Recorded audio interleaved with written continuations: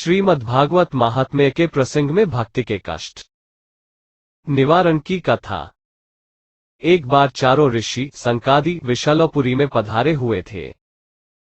वहां उन्होंने नारद जी को देखा। नारद जी का मुख बहुत मलान और उदास था। मुनियों ने उनसे इसका कारण जानना चाहा। नारद जी बोले, मैं सर्वोत्तम लोक समझकर पृथ्वी लोक में गया था, पर वहां मुझे बड़ी अद्भुत स्थिति देखने को मिली। मैं सारे तीर्थों में घूमा, पर कहीं भी मुझे शांति नहीं मिली। वहां चारों ओर पाप एवं अधर्म का बोलबाला है। जीव केवल अपना ही पेट पालने में लगे हैं। वे असत्यभाषी और आलसी हो गए हैं। स्त्री पुरुषों में कलह मचा रहता है। पृथ्वी पर विचरता हुआ मैं यमुना तट पर पहुंचा तो वहां मैंने देखा कि एक युवती स्त्री दुखी मन से बैठी है। उसके पास दो वृद्ध पुरुष अचेत अवस्था में पड़े हैं, जिन्हें वो बार बार होश में लाने का प्रयत्न कर रही है, पर उन्हें होश नहीं आ रहा है। मुझे देखकर वह तरुणी स्त्री खड़ी हो गई और प्रार्थना करने लगी कि मेरे इन पुत्रों को होश में ला दीजिए, मैं बहुत दुखी हूं। नारद जी के पूछने पर उसने बताया कि मैं भक्ति हूं। ये दोनों मेरे बेटे ज्ञान और वैराग्य हैं। समय के फेर से ये जर्जर हो गए हैं। मैं भक्ति द्रविड़ देश में जन्मी, कर्नाटक में बड़ी, कहीं कहीं महाराष्ट्र में सम्मानित हुई, पर गुजरात में मुझको बुढ़ापे ने आ घेरा।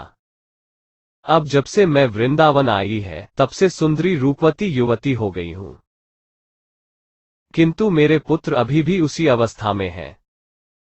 आप कुछ उपाय कीजिए जिससे ये स्वस्थ, चेतन एवं तरुण हो जाया। नारद जी ने उन दोनों को वेदध्वनि, वेदांत घोष और बार बार गीता पाठ करके जगाया। इससे उनमें थोड़ी सी चेतनता आई, किंतु वे फिर निस्तेज होकर गिर पड़े। इस पर नारद जी बड़े चिंतित हुए कि अब क्या किया जाए। इसी समय आकाशवाणी हुई कि तुम सत्कर्म करो, पर इसका आशय नारद जी की समझ में नहीं आया। नारद जी वहां से चल दिए और मार्ग में मिलने वाले मुनीश्वरों से वो साधन पूछने लगे, पर किसी से कुछ बताते नहीं बना। तब नारद जी बद्रीवन आए और तप करने का विचार करने लगे। इतने में ही सामने उन्हें संकादी ऋषि दिखाई दिए। नारद जी ने कहा, मुनिव्रो, बड़े भाग्य से आपका समागम हुआ है। नारद जी ने उन्हें अपनी समस्या बताई। संकादी ने कहा, आप चिंता न करें। भागवत महापुराण सुनने से भक्ति, ज्ञान, वैराग्य को बल मिलेगा। इसके बाद नारद जी के साथ संकादी भी श्रीमद् भागवत कथामृत का पान करने गंगा तट पर आए। भागवत कथा का समाचार पाकर सभी ऋषि मुनि दौड़ दौड़कर वहां आ पहुंचे। इसके अतिरिक्त वेद, वेदांत, उपनिषद, सभी पुराण एवं छहों शास्त्र भी मूर्तिमान होकर वहां उपस्थित हुए। संकादी नारद जी के दिए हुए आसन पर विराजमान हुए और भागवत कथा का महात्म्य सुनाने लगे। वे बोले, नारद जी, भागवत कथा के श्रवण मात्र से मुक्ति हाथ लगती है। भागवत में 18,000 श्लोक हैं और यह शुकदेव परीक्षित का संवाद है। जिस घर में नित्य प्रति भागवत कथा होती है, वह घर तीर्थ रूप हो जाता है।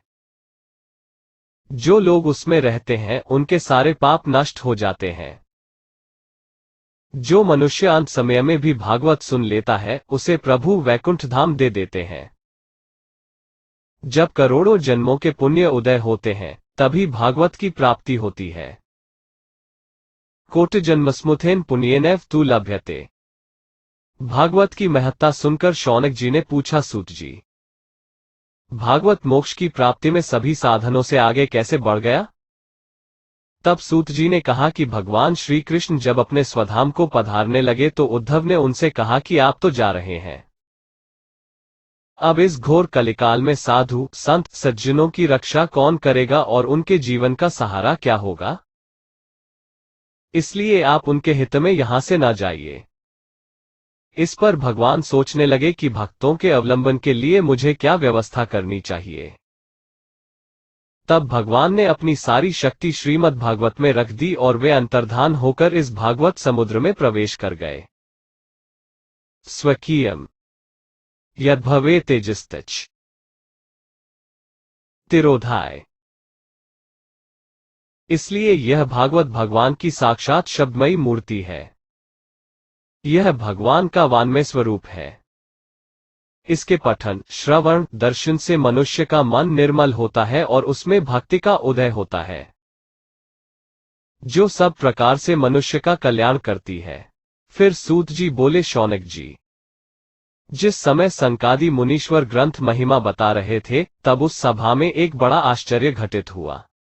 वहां तरुणावस्था को प्राप्त हुए दोनों पुत्रों के साथ विशुद्ध प्रेम स्वरूपा भक्ति भगवान नामों का उच्चारण करती हुई प्रकट हो गई। संकादी ने कहा कि ये भक्ति देवी कथा के प्रभाव से ही यहां प्रकट हुई हैं। भक्ति देवी संकादी से बोली, आपने कथा सुनाकर मुझे फिर पुष्ट कर दिया है, अब मैं कहां रहूं? तब मुनीश्वरों ने कहा, देवी, तुम भक्तों के हृदय में निवास करो। यह सुनकर भक्ति तुरंत भक्तों के हृदय में जा विराज। भक्ति के वश होकर भगवान भी भक्तों के पास खींचे चले आते हैं। भक्ति प्राप्त करने का सबसे उत्तम साधन भागवत कथामृत का पान करना है। कलयुग में यह सर्वोत्तम साधन है। फिर सूत जी ने कहा कि कथा के समय भक्ति का प्रादुर्भाव हुआ देख भगवान श्री कृष्ण भी अपने अलौकिक अलंकरण धारण किए हुए परम सुंदर रूप में अपने धाम को छोड़ वहां पधारे। भक्तों ने उनके दर्शन कर उनकी रूप माधुरी का अपलक नेत्रों से पान किया। देखते ही देखते वे मुरली मनोहर सब भक्तों के हृदय में विराज गए। सभी को देख गे की सुधि भूल गई और एक अनिर्वचनीय आनंद के सिंधु में वे सब डूब गए। ऐसा अद्भुत आनंद रस बरसता है भागवत के सप्ताह पारायण महायज्ञ में। संकादी ने कहा कि इस कथा के श्रवण से मनुष्य बड़े से बड़े पापों से मुक्त हो पुनर्तः पवित्र हो जाते हैं। इस प्रसंग से दो महत्वपूर्ण तथ्य उजागर होते हैं। एक तो यह कि तरुणावस्था में ही जो तरुण उत्साहहीन, उमंगहीन हो वृद्धों जैसे दिखने लगते हैं और जीवन में हताशा निराशा के जाल में फंस जाते हैं, उन्हें केवल शास्त्रों को ओजस्वी वचन सुनाकर ही जगाया जा सकता है। शास्त्र ही उनमें तरुणाई का पुनः संचार कर सकते हैं। इसलिए तरुणों एवं युवकों को आध्यात्मिक ग्रंथों का स्वाध्याय करना चाहिए। दूसरा महत्वपूर्ण तथ्य यह है कि भगवान का सान्निध्य, उनका अनुग्रह भक्ति से ही प्राप्त किया जा सकता है। भक्ति से भगवान भक्त के हृदय में आ विराजते हैं।